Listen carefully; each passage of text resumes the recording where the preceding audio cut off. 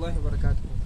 கண்ணியத்திற்குரிய அல்லாஹ் நல்லடியார்களே, நபிகள் நாயகம் ஸல்லல்லாஹு அலைஹி வஸல்லம் அவர்கள் ஒரு விஷயத்தை நமக்கு கற்றுத் தருகிறார்கள். என்னவென்றால், இன்னல்லாஹ லா யன்துரு இலா அஜ்ஸாமிக்கும், நிச்சயமாக அல்லாஹ் தஆலா உங்களுடைய உடலை பார்ப்பதில்லை, வலா இலா சுவரிக்கும், உங்களுடைய தோற்றங்களை பார்க்க போவதில்லை, வலாக்கின் யன்துரு இலா குலூபிக்கும், என்றாலும் அல்லாஹ் உங்களுடைய உள்ளங்களை பார்ப்பவனாக இருக்கின்றான்.